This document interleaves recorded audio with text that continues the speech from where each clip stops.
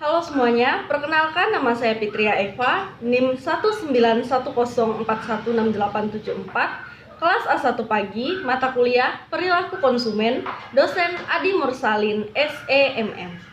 Baik, pada kesempatan kali ini saya akan membacakan jawaban UAS mata kuliah Perilaku Konsumen.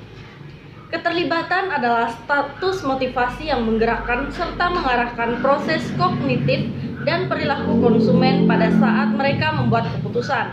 Konsumen dapat menerjemahkan banyak informasi yang diperoleh dari iklan atau brosur. Yang pertama ada faktor pribadi, meliputi keterkaitan dan opini yang dipengaruhi oleh demografi seperti budaya, usia, gender, dan lainnya. Yang kedua ada faktor psikologi, respon terhadap pesan dari pemasaran atau promosi dari suatu produk bergantung pada persepsi dan sikap dari individu itu sendiri. Yang ketiga ada faktor sosial, lingkungan, keluarga, teman, pendidikan, pendapatan, media sosial merupakan faktor yang mempengaruhi perilaku konsumen. Yang pertama, perilaku pembelian untuk mengurangi ketidaksesuaian, dissonance reducing buying behavior. Konsumen sangat terlibat dalam proses pembelian suatu produk, tapi kesulitan menemukan perbedaan antara merek. Disonasi dapat terjadi ketika konsumen khawatir akan menyelesaikan pilihannya. Perilaku ini biasanya akan memilih berdasarkan harga dan kenyamanan, tetapi setelah membeli akan mencari konfirmasi bahwa mereka membuat pilihan yang tepat. Yang kedua, perilaku pembelian yang kompleks atau complex buying behavior. Perilaku ini terjadi saat konsumen membeli produk yang mahal dan jarang dibeli. Konsumen juga sangat terlibat dalam proses pembelian dan telah melakukan riset sebelumnya. Contoh dari perilaku ini adalah ketika membeli rumah atau mobil. Yang ketiga, perilaku pembelian berdasarkan kebiasaan atau habitual buying behavior.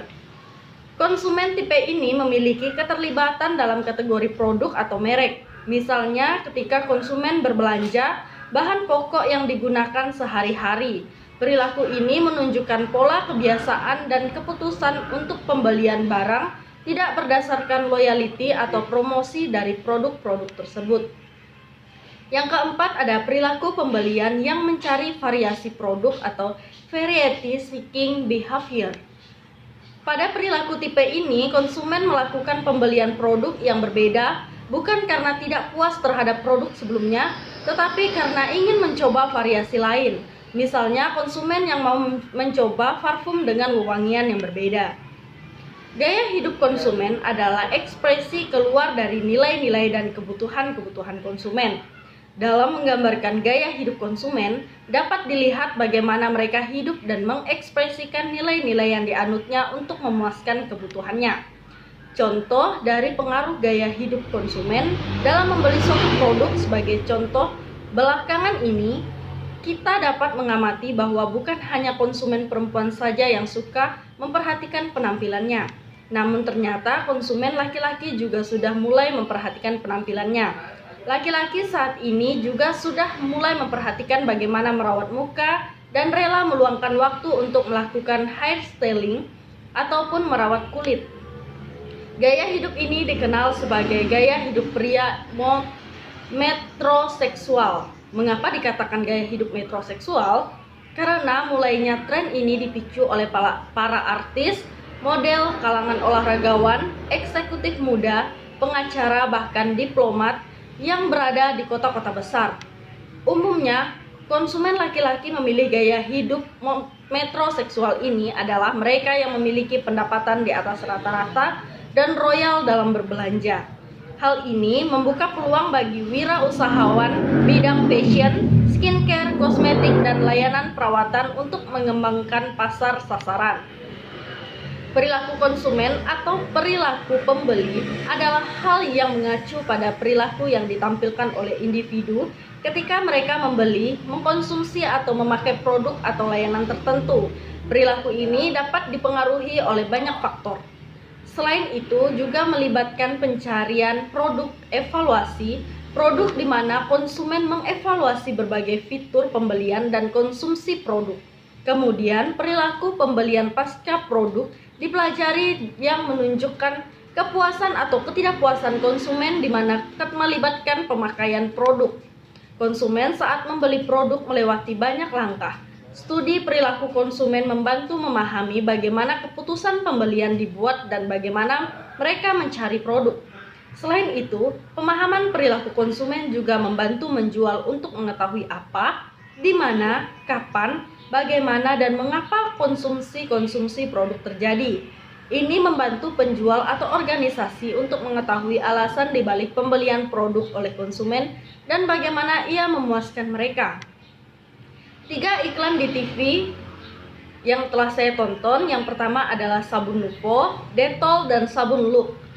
Persepsi, kepercayaan, sikap, dan perilaku konsumen dari 3 iklan tersebut, yaitu persepsi saya pada ketiga produk tersebut sangat berguna. Apalagi 3 produk tersebut sama-sama untuk menjaga kebersihan dan membasmi kuman. Kepercayaan saya pada produk-produk tersebut, saya sangat percaya karena produk tersebut sudah banyak digunakan terutama di Indonesia. Sikap saya terhadap produk-produk tersebut, saya akan membeli produk tersebut untuk keperluan keluarga saya supaya keluarga saya bersih dan bebas dari kuman. Yang berikutnya, pembicara video tersebut adalah Aldo Immanuel. Topik yang dibicarakan yaitu tips digital marketing selama pandemi COVID-19. Oleh pembicara video tersebut, situasi kondisi yang berubah pada saat pandemi COVID-19 ini membuat kita harus beradaptasi dalam menerapkan strategi yang tepat guna memastikan bisnis tetap berjalan dengan lancar. Cara saya menerapkan teori oleh pembicara dalam video tersebut, kita harus beradaptasi dengan kondisi sekarang dan menyesuaikan kebutuhan pelanggan. Berdasarkan beberapa definisi di atas, dapat disimpulkan bahwa pengetahuan konsumen adalah semua informasi yang dimiliki konsumen mengenai berbagai macam produk dan jasa, serta pengetahuan lainnya terkait dengan produk dan jasa tersebut dan informasi yang berhubungan dengan fungsinya sebagai konsumen. Membagi pengetahuan konsumen ke dalam 3 jenis pengetahuan, yaitu pengetahuan produk, pengetahuan pembelian, dan pengetahuan pemakaian. Menurut saya, cara mengambil peluang untuk generasi Z ini adalah dengan menerapkan beberapa cara, yaitu yang pertama, ketahui uniknya Gen Z menggunakan sosial media. Yang kedua, lakukan uji coba dengan platform pemasaran. Yang ketiga, buat percakapan yang membuat pesan Anda bisa sampai pada generasi Z. Yang keempat, ciptakan pengalaman belanja yang nyaman dan berkesan. Perilaku generasi Z dalam membeli produk, jika saya sebagai pemasar, saya akan memahami perilaku kebiasaan mereka dan saya tidak akan melakukan promosi milenial, tidak akan masuk di kepala mereka. Jadi, lupakan saja niat menjadi top of mind brand bila tidak segera mengganti strategi. Strategi pertama, mari mengenal karakter belanja atau perilaku gaya hidup para generasi Z.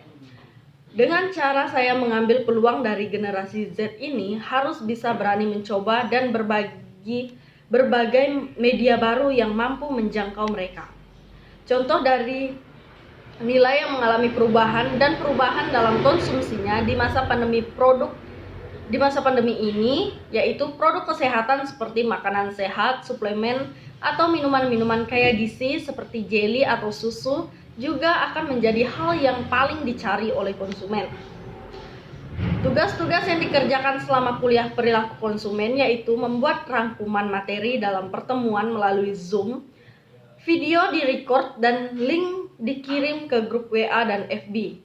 Berikutnya, meringkas materi perilaku konsumen mengenai proses pengambilan keputusan konsumen, divideokan dan link video dikirim ke grup WA dan Facebook.